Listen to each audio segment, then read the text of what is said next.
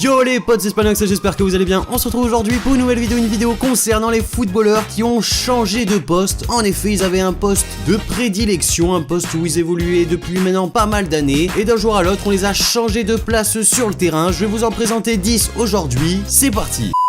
On commence tout d'abord avec bien sûr le joueur qui m'a donné l'envie de faire cette vidéo, c'est bien sûr Marquinhos, le joueur brésilien du Paris Saint-Germain. Comme vous avez pu voir depuis le début de saison avec Thomas Tuchel, il y a certains matchs où Marquinhos est placé au milieu terrain. Et c'est vrai que les premiers matchs ont été assez délicats pour le Brésilien, mais on peut se dire que, notamment le dernier match de Ligue des Champions contre Liverpool a été plutôt intéressant pour lui. Franchement, je l'ai trouvé assez à l'aise au milieu de terrain, à son avantage. Et après, c'est vrai que le système de jeu de Thomas Tuchel fait que le Brésilien se sent bien sûr plus concerné, puisque lorsque le PSG a le ballon, Marquinhos vient densifier le milieu de terrain et à l'inverse, sans le ballon, il vient prêter main forte à la défense, ce qui fait une défense à 3 avec notamment Thiago Silva et Kimpembe. Donc franchement, ça a été une plutôt très bonne idée de la part de l'Allemand de mettre Marquinhos au milieu de terrain. Comme vous le savez, Marco Verratti n'est pas à son meilleur niveau en ce moment. Adrien Rabiot est quand même assez en froid avec les dirigeants du PSG. Donc Marquinhos a pourquoi pas une place à prendre. On passe ensuite avec Javi Martinez, le joueur espagnol du Bayern Munich, qui lui avait été replacé de MDC à défenseur central. Alors Javi Martinez, c'est un joueur que je suivais assez régulièrement lorsqu'il évoluait en Liga avec Bilbao, et c'est vrai qu'à cette époque-là, il jouait plutôt au milieu de terrain en tant que sentinelle devant la défense, et dès son arrivée du côté de l'Allemagne et du Bayern Munich, Pep Guardiola l'avait replacé en défense centrale. Après, c'est un joueur qui est assez à l'aise défensivement, donc je pense que DC, MDC, ça se fait totalement, et on peut voir qu'il aide plutôt bien le Bayern Munich à ce poste-là. On enchaîne ensuite avec Fabinho, le joueur brésilien de Liverpool, qui lui a commencé en tant que latéral droit et qui a été replacé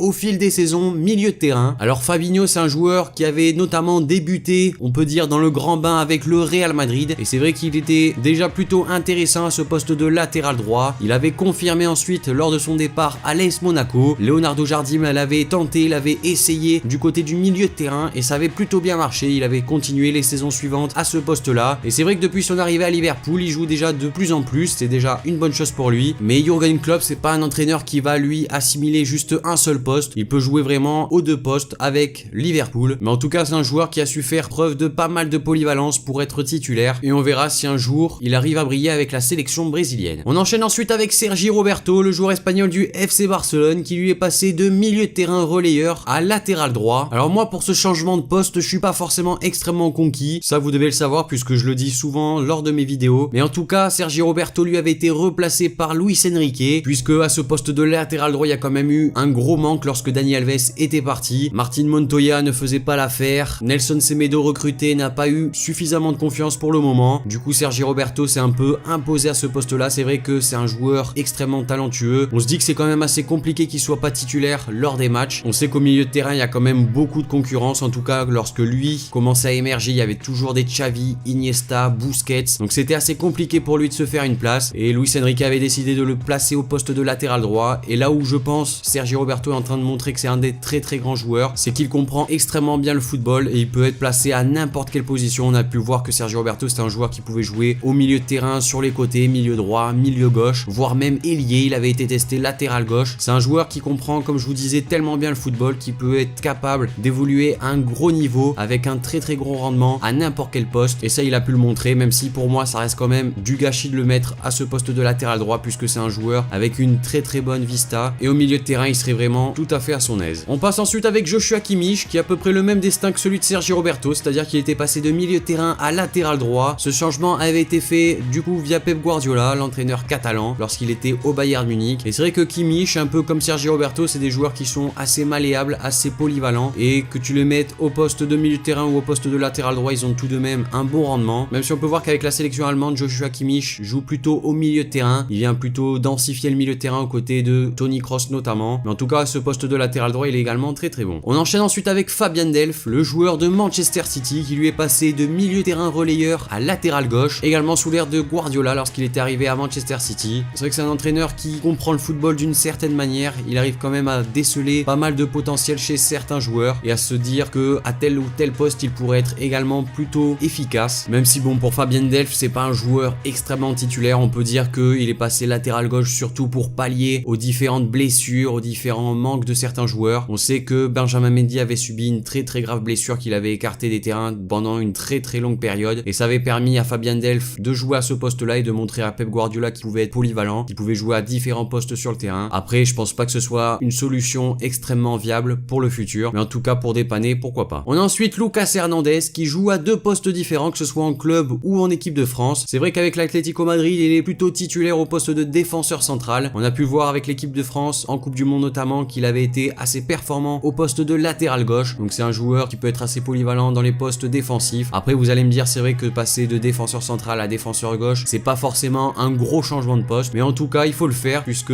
c'est vrai qu'on court beaucoup moins lorsqu'on est au poste de défenseur central. On a également des rôles assez différents. Il faut pas croire que latéral et défenseur central, c'est deux postes similaires parce qu'ils sont défenseurs. Sur le côté, il y a quand même une certaine prise de risque lors des phases offensives, également lors des phases défensives. À l'inverse, quand t'es stopper, t'es plutôt concentré en train de diriger ta défense. Donc c'est deux systèmes assez différents. Et Lucas Hernandez, en tout cas, c'est un joueur qui est capable de faire le bon taf dans les deux postes. On a ensuite Ashley Young qui est descendu d'un cran puisque on a pu le connaître au poste de AG. Il est descendu au poste de DG. C'est vrai que quand on évolue à un poste d'ailier, on peut être facilement reculé au poste de latéral. On a pu voir beaucoup de joueurs faire ça, notamment des joueurs comme Jordi Alba, pour ne citer que lui. Pour revenir à Ashley Young, c'est vrai que c'était un joueur qui avait été plutôt cohérent lorsqu'il évoluait au poste de lié gauche, voire même ailier droit, lors de ses premières années à Manchester United. Et un peu l'image de Valencia, il a vu sa position reculer sur le terrain. Il a pu disputer également la Coupe du Monde avec l'Angleterre à ce poste-là. Donc c'est un joueur quand même qui a réussi à convaincre les Anglais. On passe ensuite avec le Belge de Manchester City, Kevin De Bruyne, qui lui est passé également de AG, mais cette fois-ci à milieu de terrain central. Donc ça a été une idée de Pep Guardiola, encore lui. C'est vrai que Kevin De Bruyne, c'est un joueur quand même assez technique, qui a une bonne vision du jeu. Et c'est vrai que le placer au poste de milieu de terrain relayeur, un peu milieu offensif, c'est une bonne idée. Et c'est quelque chose d'assez naturel, puisque dans la façon de jouer du footballeur, on se dit que le poste d'ailier ne lui va pas forcément. C'est un joueur qui est pas forcément extrêmement rapide. Donc pour moi, le placer au milieu de terrain reste tout de même une meilleure idée. Et on termine avec Roberto Firmino, le Brésilien de Liverpool, qui lui avait débuté en tant que MOC lorsqu'il était notamment à Hoffenheim. Et dès son arrivée à Liverpool, il a été placé BU, ce qui a fait notamment cette formidable attaque Firmino, Mané et Salah. Donc que dire pour Roberto Firmino? C'est vrai que quand on le voit jouer au poste de BU, on se dit que ça paraît être une évidence. C'est un joueur qui a le sens du but, qui a vraiment cette âme de renard des surfaces. Donc ça paraît assez cohérent qu'il soit attaquant. Après, c'est vrai qu'il avait joué par le passé plutôt milieu de terrain. Donc pour Firmino, ça a été la découverte d'un nouveau poste qu'il a couronné de succès et de trophées.